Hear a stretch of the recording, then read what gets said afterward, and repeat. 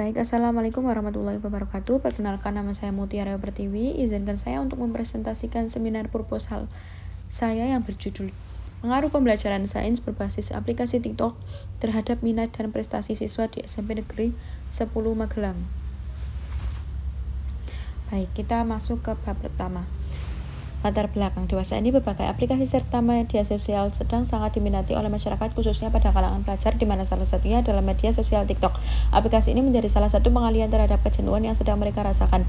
Bahkan aplikasi TikTok membuat pelajar lupa waktu belajar mereka dan berdampak terhadap prestasi belajar siswa tersebut. Berdasarkan peristiwa tersebut, muncullah suatu pemikiran untuk meningkatkan semangat belajar siswa, khususnya pembelajaran sains bagi siswa dengan menggunakan metode pembelajaran yang mengikuti kebiasaan dan akan mengubah paradigma baru, khususnya pada pendidikan sains. Di sisi lain, perkembangan ilmu pengetahuan dan teknologi akan semakin berkembang pesat dan menjadi tuntutan revolusi yang terus meningkat, khususnya pada dunia pendidikan. Riset teknologi dan pendidikan tinggi menjadi faktor yang penting untuk meningkatkan kesejahteraan masyarakat guna membangun daya saing bangsa. Menurut Taryono tahun 2018, perkembangan teknologi di era digital dapat menggeser penggunaan teknologi manual serta analog untuk beralih ke teknologi digital. Menurut Setiawan 2017, saat ini guru dituntut harus memiliki inovasi untuk mengembangkan metode pembelajaran yang sesuai dengan perkembangan zaman dan kebiasaan baru dari pelajar. Siswa yang memiliki pengetahuan dalam memahami fakta ilmiah serta hubungan antara teknologi sains dan masyarakat akan mampu menerapkan pengetahuan untuk memecahkan masalah dalam kehidupan nyata, disebut berliterasi sains. Menurut Bond tahun 1989, literasi sains merupakan salah satu keterampilan di antara 16 keterampilan yang didefinisikan oleh World Economic Forum yang dibutuhkan pada abad 21 menurut Wefusa 2015. Berdasarkan hasil pencapaian literasi sains siswa dalam PISA atau Program for International Student Assessment, Indonesia menempati peringkat ke-74 dari 79 negara dengan literasi sains yang rendah.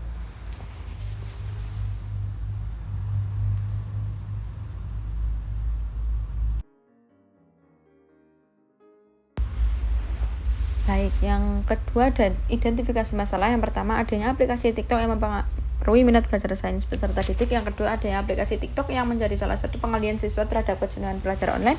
Yang ketiga, adanya aplikasi TikTok mempengaruhi hasil belajar atau prestasi peserta didik. Yang keempat, adanya tuntutan bagi guru untuk mengembangkan metode pembelajaran yang sesuai dengan kebiasaan baru siswa. Lalu kita masuk ke batasan masalah. Yang pertama, ruang lingkup media sosial pada aplikasi TikTok menjadi sebagai media pembelajaran sains. Yang kedua, hasil yang ingin dilihat oleh peneliti yakni hasil akhir peserta didik atau prestasi siswa dalam pembelajaran sains serta keterampilan guru dalam membuat video pembelajaran di aplikasi TikTok. Lalu rumusan masalah. Yang pertama, bagaimana pengaruh pembelajaran sains berbasis aplikasi TikTok terhadap minat belajar, kualitas pemahaman dan prestasi siswa. Yang kedua, bagaimana keterkaitan antara penggunaan aplikasi TikTok sebagai media pembelajaran sains terhadap perkembangan kreativitas dan keterampilan guru. Lalu ada tujuan penelitian. Yang pertama, dapat mengetahui pengaruh pembelajaran sains berbasis aplikasi TikTok terhadap minat belajar siswa, kualitas pemahaman dan prestasi siswa. Yang kedua, dapat mengetahui keterkaitan antara penggunaan aplikasi TikTok sebagai media pembelajaran sains terhadap perkembangan kreativitas dan keterampilan guru. Manfaatnya, yang pertama, dapat meningkatkan semangat dan minat belajar siswa pada pembelajaran sains. Yang kedua, dapat memperbaiki kualitas pemahaman dan prestasi siswa pada pembelajaran sains. Yang ketiga, dapat mengembangkan kreativitas dan keterampilan siswa dalam belajar sains di era digital.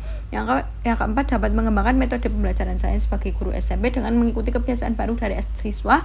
Yang kelima, terciptanya masyarakat yang berliterasi sains. Baik, kita masuk ke bab 2. Saya menggunakan 4 teori. Yang pertama, menurut Rahmayanti bahwa teknologi pembelajaran akan terus mengalami perkembangan seiring dengan berkembangnya zaman. Dengan demikian, seorang guru harus benar-benar menguasai pembelajaran yang diampunya serta memiliki variasi dalam proses pembelajaran agar siswa tidak cepat bosan. Yang kedua, menurut Taufani terdapat 3 faktor yang mendasari timbulnya pada minat belajar pada siswa. Yang pertama, faktor internal. Yang kedua, faktor motivasi sosial, dan yang ketiga, faktor emosional. Lalu yang ketiga, menurut Internet Penetration in 2020 pada bulan Januari, Indonesia memiliki 64 juta pengguna internet dengan jumlah total sekitar 174 juta pengguna yang membuat Indonesia menjadi salah satu pengguna internet terbesar di dunia. Indonesia menempati urutan keempat di dunia dengan penggunaan aktif terbanyak aplikasi TikTok dengan rata-rata usia penggunaan 12-23 tahun. Yang keempat, dengan problematika yang ada, guru diharapkan mampu mengembangkan keterampilan dalam membuat media pembelajaran untuk menyesuaikan perkembangan ilmu dan teknologi yang semakin maju ke arah pembaharuan.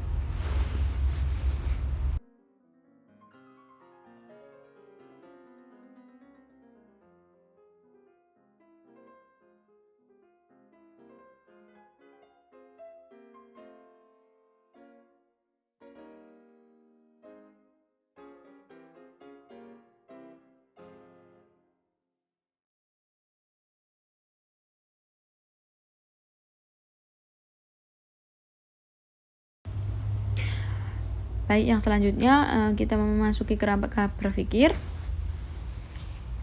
Lalu ada bab 3. Baik, desain penelitian yang saya pakai dengan kuantitatif dengan metode korelasi yang merupakan metode penelitian mengaitkan antara satu atau lebih variabel lain yang terjadi pada satu kelompok. Pada penelitian tersebut menghubungkan satu variabel terikat dan dua variabel bebas. Lalu populasi dan sampel, populasi ini merupakan keseluruhan yang terlibat dari penelitian ini. Lalu sampelnya menggunakan sampel teknik sampling yang akan digunakan probability sampling dengan cara simple random sampling dengan pengambilan anggota sampel dari populasi yang dilakukan dengan acak atau random tanpa memperhatikan strata yang ada pada populasi tersebut.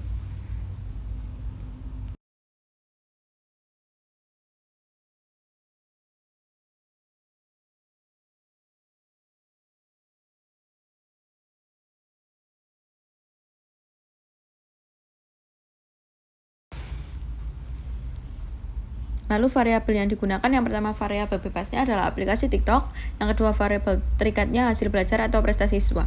Teknik pengumpulan datanya menggunakan angket atau kuesioner, yang kedua dengan dokumentasi, dan yang ketiga menggunakan observasi. Baik, keabsahan data akan dilakukan uji validasi dan menggunakan uji reliabilitas.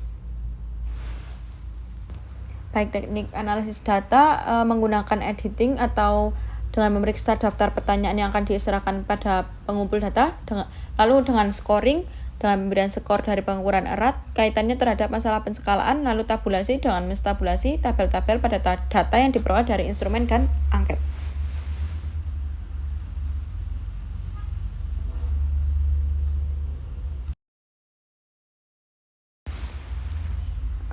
Mungkin sekian. Terima kasih dari saya. Wassalamualaikum warahmatullahi wabarakatuh.